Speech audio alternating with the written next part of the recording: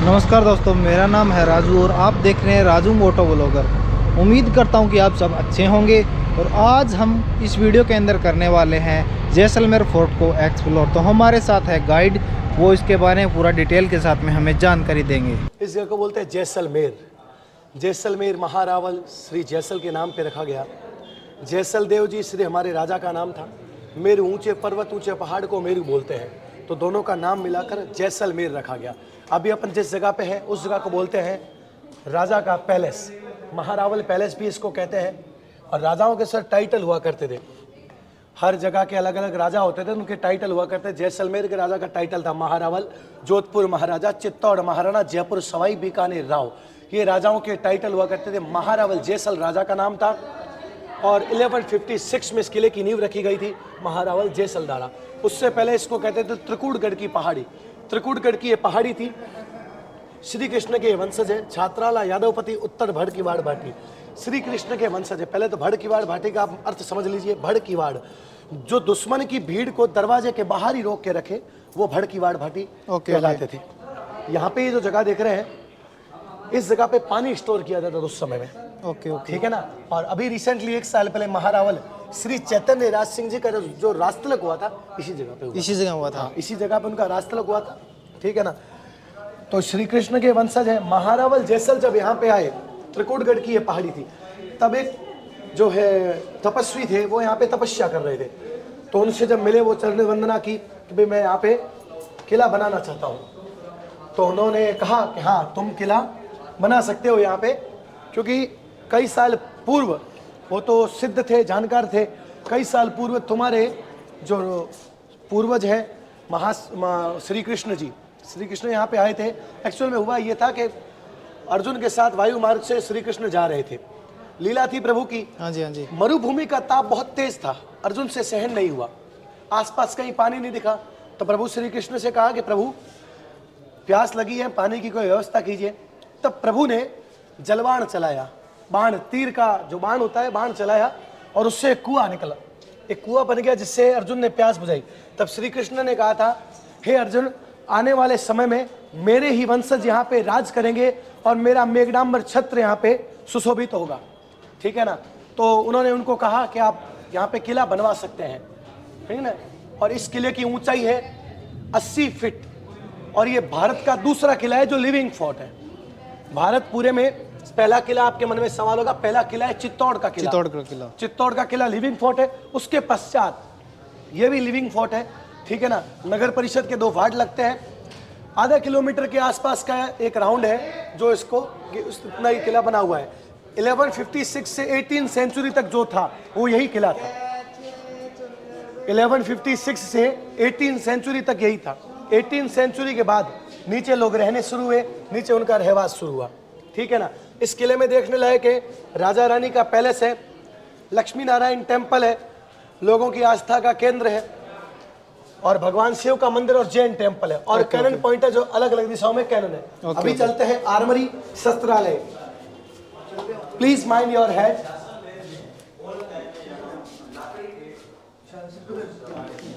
यह देखिए 18 से 19 सेंचुरी तक के सारे वेपन्स यहाँ पे रखे हुए हैं। ये वो बंदूक है जिसको उस समय की स्टैंड गन कहा जाता था। स्टैंड गन के 2 तरीके हुआ करते थे। क्योंकि आपको ये बताते हुए मुझे बड़ा गर्व हो रहा है कि राजस्थान में जैसलमेर में जितने भी बड़े बड़े आर्किटेक्चर कॉलेज वगैरह हैं, उनके स्टूडेंट यहाँ पे आते हैं। बिल्कुल। क्यों आते हैं? क्योंकि यहाँ की जैसलमेर के किले को जो बनाया है, पत्थर को इंटरलॉकिंग करके जोड़ा गया है। कहीं भी चूना और सीमेंट का यूज नहीं था, क्योंकि हमें पानी की बहुत किल्लत थी। पानी पीने के लिए पर्याप्त था, नहाने के लिए पर्याप्त था, बाकी चीजों के लिए पानी बड़ी किल्लत रहती थी। ठीक है ना। इसलिए अब यहाँ की आर्कियोलॉजी को कौन पहुंचेगा, ये सोचिए आप। इंटरलॉकिंग करके पत्थर को जोड़ा गया है। ऊपर देखिए लकड़े का छत है, लकड़े का। हाँ। और आम की लकड़ी होती थी और केर की लकड़ी होती थी। ये विशेषकर यहाँ पे यूज होती थी, आम की और केर की। छत आपको देखेंगे जो गर्मी में ठंडे, सर्दी में गर्म रहते थे। आपके मन में एक सवाल होगा, उस समय के राजा महाराजा वो लंबे चौड़े थे, बड़े थे, तो गेट छोटे क्यों थे? गेट छोटे का सबसे बड़ा कारण ये होता था कि जो भी आए, आप नॉर्मल कोई भी आएगा सिर झुका के आएगा, और अगर वॉर अगर हो गया है, कोई उनका गुप्तचर्या कैसे घुस गया है, तो अगर छोटा सा गेट है, एक तो छोटा होगा, चौड़ाई कम होगी, कितने भी सैनिक क्यों ना हो, घुसेंगे तो एक एक या दो दो करके, तो उनको आसानी से कंट्रोल किया जा सकता था, ठीक है ना। और झुकेंगे तो उनकी गर्दन काट दी जा सकती थी। झुका हुआ आदमी कभी वॉर नहीं कर सकता, कभी वार नहीं कर सकता। ये उस समय के स्टैंड गन 18 से 19 सेंचुरी तक के सारे वेपन्स यहाँ पे रखे हुए हैं। इसको स्टैंड करने के दो तरीके हुआ करते थे। नॉर्मल तो ये स्टैंड होती थी, लेकिन इसको कैमल के ऊपर भी एक लकड़ी का टुकड़ा लगा के भी स्टैंड किया जा सकता था। ये उस समय के लोगों में दिमाग था, हर आदमी नहीं कर पाएगा। ये देखिए, ये उस समय के भाले हैं, और भालों के ऊपर भी उस समय के लोग बड़े मजबूत हुआ करते थे, ठीक है ना। भाले के दो यूज होते थे। अगर किसी आदमी को मार रहे हैं तो कम से कम 2 से 3 बार उसको मारे, तब जाके वो मरता या कैसा होता, उस तब तक सामने वाले को मौका मिल सकता था वार करने का। इन्होंने अपना दिमाग कैसे इस्तेमाल किया वो देखिए। यहाँ के दिमाग को और ताकत को कोई नहीं पहुंच सकता। इसकी नोक के ऊपर स्नेक पॉइजन लगाया जाता था। गौर से देखिए, ये नोक देख रहे हैं ना, हाँ जी हाँ जी। यहाँ पे स्नेक पॉइजन लगाया जाता था, जिस 6 से 9 सेकंड में बंदे की मौत हो जाती थी। और दूसरा भाले का यूज क्या होता था, अगर दुश्मन कैमल के ऊपर कहीं भाग रहा है, घोड़े के ऊपर भाग रहा है, तो जो निशाना लगा कि कैमल के या घोड़े के पैर पे मारेंगे, अगर किसी का पीछा कर रहे हैं तो वो लंगड़ा होते गिर जाएगा और बंदा पकड़ा जाएगा। बिल्कुल बिल्कुल, ठीक है ना। यहाँ के एक राजा थे, ठीक है ना, उनका ससुराल जो था नेपाल में था, बहुत पहले की बात है। तो उनकी जब शादी हुई तो हर एक बाराती को चांदी की खुकरी गिफ्ट में मिली थी। ये वो खुकरी है, और इसको सैनिक टोप कहते हैं इसको। आइए यहाँ पे आपको दिखाते हैं एक रहस्यमय हथियार जिसका नाम है गुप्ती। गौर से देखिएगा, इसको कहते हैं गुप्ती। ये बुजुर्ग राजा अपने पास रखते थे। दूसरे लोगों की नजर में यही होगा कि ये एक छड़ी है, लेकिन ये छड़ी नहीं था, ये अंदर से तलवार के जैसी तलवार थी। बुजुर्ग राजा अपने पास रखते थे।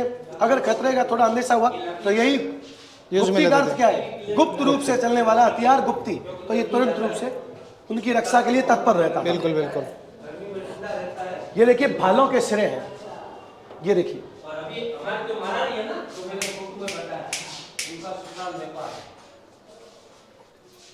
ये है भाले के सिरे, ठीक है ना। आइए यहां दिखाइए, यह है टोपीदार गन। इसको कैमल गन भी कहते हैं, टोपीदार गन। इसका रियल नेम टोपीदार गन है। कैमल गन जो इसका नाम पड़ा बाद में चला, क्यों एक बंदा, लंबी काफी है, एक बंदा कैमल संभालता, उसके कंधे पे इसको रखा जाता, पीछे जो बंदा बैठता वो इसको फायर करता था। इसकी लंबाई देख के आप समझ गए होंगे, ठीक है ना।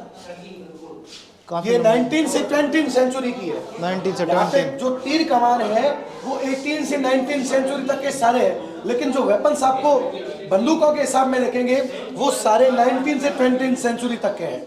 यहाँ देखिए, यहाँ पे मेन जो काम होता है जरी का काम होता है, एम्ब्रॉयडरी का काम होता है। इनके आगे जो जरी है ना, ये चांदी के धागे में, आपको विशेषकर यहाँ पे अगर घाघरा ओढ़नी और सब दिखेंगे ना, यहाँ पे पैरवास जो जरी का काम, जिसको गोटे का काम बोलते हैं, वो चांदी का काम होगा। ये सारे चांदी के काम है। और कैमल बोन, ये ऊंट की हड्डी से बना हुआ है। ऊंट की हड्डी का, हाँ, ऊंट की हड्डी से बना हुआ घोड़े का चाबुक। जो ऊंट बूढ़ा हो जाता था, डेथ हो जाती थी, तो उसका हड्डियों का यूज किया जाता था, ठीक है। Please come. ये देखिए चंद्रबाण, आपने महाभारत काल में देखा होगा। इसको लोग आज तक यही समझते, ब्रह्मास्त्र एक विद्या होती है चंद्रबाण। ये एंटर है चंद्रबाण, इसको कहते हैं चंद्रबाण। हाँ, ये चंद्रबाण है, और इसके आगे स्नेक पॉइजन लगाया जाता था इसकी नोक के ऊपर। ये कितने की ईयर पुराने हैं? तो आगे ले रहे हैं तो ये देखिए, यहाँ पे इसके ऊपर जो ये आज तक लकड़ी ऐसी बरकरार क्यों है इतने सालों से, ये कैर की लकड़ी है।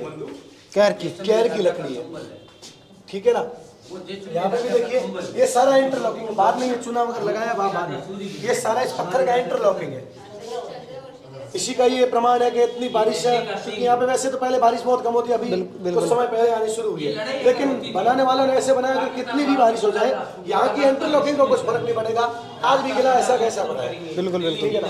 ये देखिए, ये राजा के लिए पिस्तौल है, लेडीज लोगों के लिए अंकुश। हाथी को कंट्रोल करने वाली एक कहावत में कहा जाता है ना कि अपनी जिब्या पे एक अंकुश रखो, लगाम रखो जुबान पे। तो अंकुश जो शब्द है वो वहाँ से लिया हुआ। Okay okay. अंकुश हाथी को कंट्रोल करने के लिए अंकुश होता था। दोस्तों उम्मीद करता हूँ कि आपको ये वीडियो अच्छा लगा है, और अच्छा लगा है तो कमेंट कीजिए और ज़्यादा से ज़्यादा शेयर कीजिए, और चैनल पर पहली बार आए हो तो चैनल को सब्सक्राइब कीजिए। फिर मिलते हैं एक नई वीडियो के साथ में, तब तक के लिए बाय बाय दोस्तों।